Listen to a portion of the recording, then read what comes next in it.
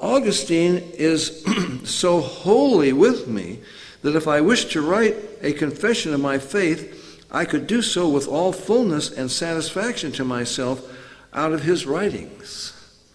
I quote many Calvinists in the book who just one after another says, well, R.C. Sproul says, quote, Augustinianism is presently called Calvinism or Reformed theology. They all acknowledge John Calvin is not the originator of Calvinism, but John Calvin got this doctrine from Augustine, and Augustine was the first one who came up with these ideas. Well, who was Augustine? Well, some of you may know that he's one of the four, we have some ex-Catholics here, I would think you would know. He's one of the original four doctors of the church. They have a feast day, August 28th, the day of his death. In 1986, the Pope celebrated the 1600th anniversary of his conversion. He quoted one of the things that Augustine said. Augustine said, quote, I should not believe the gospel unless moved to do so by the authority of the church. I've had a Catholic apologist quote that to me to confirm the authority of the Catholic Church. This is where our authority comes from. Sir Robert Anderson said, quote, the Roman Catholic Church, another one of your own here in Britain, the Roman Catholic Church was molded by Augustine into the form it has ever since maintained. Of all the errors that later centuries developed, scarcely one cannot be found in embryo in his writings. Among them you would have infant baptism for salvation, the necessity of baptism for salvation. Salvation is only in the church and its sacraments. Persecution of all who reject this teaching. The acceptance of the Apocrypha, allegorical interpretation of the Bible. You don't take the first few chapters of Genesis seriously. This is allegory, and they allegorize much else. It comes from Augustine. He rejected the millennium, the literal reign of Christ upon the earth. Actually, we're in the millennium now. You read that in his book, The City of God. Satan is locked up, in case you hadn't noticed that. And the church is in the process of taking over. You know, this sort of thing is the kingdom dominion teaching now among many charismatics that we're going to take over. This all comes from Augustine, but it is very Catholic. Historian Philip Schaff says, quote, he calls Augustine, quote, the first real Roman Catholic,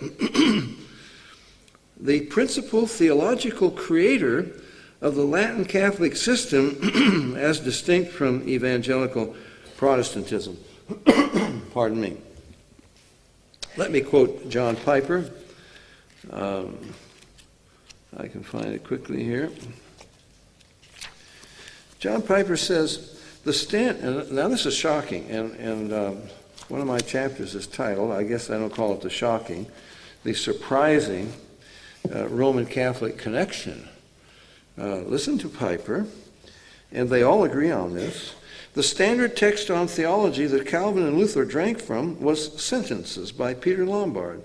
9/10 of this book consists of quotations from Augustine. Luther was an Augustinian monk, and Calvin immersed himself in the writings of Augustine, as we can see from the increased use of Augustine's writings in each new edition of the Institutes. Paradoxically, one of the most esteemed fathers of the Roman Catholic Church gave us the Reformation. Ooh, isn't that amazing? The two best-known fathers of the Protestant Reformation, Calvin and Luther, were heavily under the influence of Augustine, the premier Roman Catholic. That's a little bit shocking, isn't it? Now that would explain to you why Reformed churches today still believe in infant baptism for salvation. That would include your own church here, Church of England, doesn't it? Isn't that what they teach? Now we got a problem. You will find this. This is what the Reformation left all across Europe. I talk to these people all the time. They were never saved. They got baptized. And then they got catechized. They got reformed. They were confirmed. And I've had them say to me, we went to our confirmation because you got a lot of gifts from your relatives. At least that's in Europe, in Germany, and so forth. And then they get married in the church, and they get buried in the church. Other than that, they never darken the door of the church. And it has turned many, many people against Christianity, so-called. And look, if I was baptized as a baby, and that saved me, and this goes for Lutherans as well as Presbyterians, then you wouldn't preach the gospel to me. Paul said the gospel is the power of God unto salvation to everyone who believes it. But why would you want me to get saved when I already was regenerated and all my sins forgiven as an infant when I was baptized? Now we've got a very serious error. And in fact, John Calvin said, the one sure way to know you're one of the elect is if you were baptized as a baby, even by a fornicating, godless, unbelieving Roman Catholic priest, and you have faith in your baptism.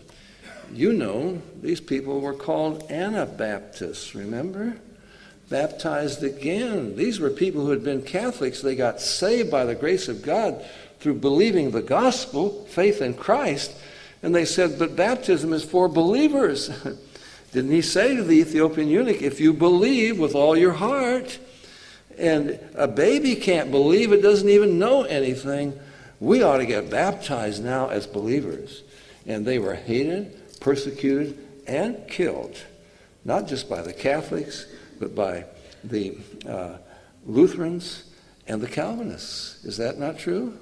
You still find that animosity today. I don't know about in England, but I know the continent much better.